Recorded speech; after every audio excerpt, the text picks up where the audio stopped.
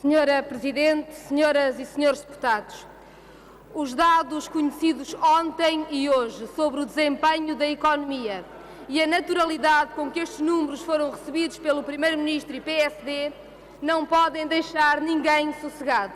Convocam-nos a todos para um debate urgente. Recapitulemos os números que, pela sua importância, não podem passar em claro. 1 em cada 5 cidadãos procuram emprego e não encontram onde trabalhar. Mais de metade destas pessoas estão desempregadas há mais de um ano. 1 milhão de desempregados não recebe qualquer subsídio de desemprego. Nunca tinham sido destruídos tantos postos de trabalho como no último trimestre. É este o resultado prático da austeridade. Tirando a Grécia, nenhum outro país viu a economia cair como a nossa. A recessão em Portugal é 5 vezes superior à da média europeia. A riqueza produzida em 2012, senhoras e senhores deputados do PSD e do CDS, está ao nível de 2001. O país empobreceu 11 anos. A realidade teima em desmentir o Governo, aonde o Ministro das Finanças diz não encontrar nenhuma espiral recessiva. A cada trimestre, a economia destrói a riqueza a uma velocidade superior à da anterior. Podem negar a realidade o tempo que quiserem, mas uma espiral recessiva é isto mesmo. Perante este cenário, o que diz o Governo? Que os números do desemprego estão em linha com as previsões do Governo. Em linha, senhoras e senhores deputados. Os números oficiais revelam 80 mil desempregados acima das piores previsões do Governo. Mais 80 mil pessoas sem emprego. A vida de pernas para o ar de centenas de milhares de famílias é irrelevante para o Governo. O desemprego não é uma estatística. Nem a queda da economia é um ligeiríssimo desvio, como hoje disse o PSD. São vidas concretas. Não há nenhuma família em Portugal que não conheça o drama do desemprego, que não esteja com a corda na garganta a contar os dias para o fim do mês, que não conheça as crianças, para quem a melhor refeição do dia é a que recebe na escola, que não conheça um idoso a escolher entre a comida e os medicamentos. E é este o vosso ligeiríssimo desvio. Senhoras e senhores deputados, os números que vão saindo vão-nos permitindo avaliar as políticas deste Governo. Olhemos por isso para os efeitos da desregulação laboral. PSD e CDS prometeram-nos que, diminuindo o valor das indemnizações de despedimento, íamos ter mais empresas a contratar, garantindo-nos que, diminuindo o valor do subsídio de desemprego, íamos dinamizar o mercado de trabalho. Pois bem, desde o dia 1 de outubro do ano passado, que as indemnizações e o subsídio de desemprego foram cortados. Qual é o resultado? Ontem revelado pelos números oficiais. Mais 52 mil desempregados, 125 mil postos de trabalho destruídos. O pior trimestre de sempre.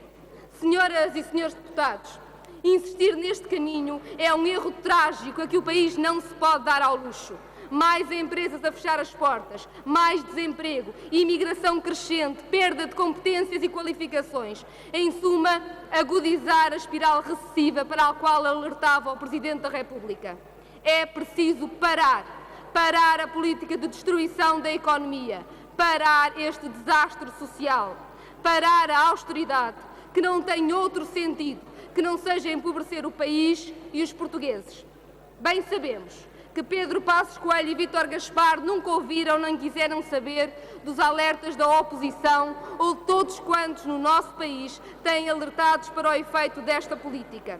Pois que ouçam, pelo menos isso, quem do outro lado do Atlântico destrói a opção deste Governo numa única frase. A redução do déficit em si mesma não é um plano económico. Quem o disse não foi nenhum perigoso esquerdista, mas o Presidente da maior economia do mundo. O mesmo Barack Obama, que fala em aumentar o salário mínimo em 24%, isso mesmo, 24%, porque quem trabalha a tempo inteiro não pode viver na pobreza. Mais pessoas a receber e a receber salários mínimos dignos são mais pessoas a consumir, gerar emprego e menos a receber apoios do Estado. Se isto parece evidente, é porque é evidente. É o bom senso, senhoras e senhores deputados, que aqui mesmo, há menos de um mês, votaram contra o salário mínimo nacional, contra o aumento do salário mínimo nacional. Senhoras e senhores deputados, continuar a mesma política, quando os seus resultados estão a destruir o emprego e a economia a uma velocidade vertiginosa, não é apenas teimosia, é uma irresponsabilidade. Continuar a mesma política, esperando resultados diferentes, não é coerência, é fanatismo ideológico.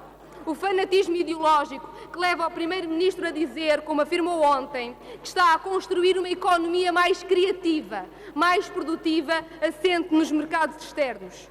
Não há nenhuma criatividade na destruição da economia, apenas uma outra palavra para o objetivo de sempre, empobrecer, empobrecimento do país e dos cidadãos. Este resultado não é um incidente, é um caminho trilhado com notável coerência por um governo que tem um programa bem claro: transferir o que puder dos rendimentos do trabalho para o capital, desregular as relações laborais e sociais. Um projeto de revanchismo ideológico contra os direitos sociais e democráticos para que tantos e tantas, com tanto sofrimento, tanto lutaram. Senhoras e senhores deputados do PSD e do CDS, estejam certos de uma coisa, que há hoje também quem esteja disposto a lutar, quem não desista do país, da democracia e da solidariedade. Há um país que não se resigna.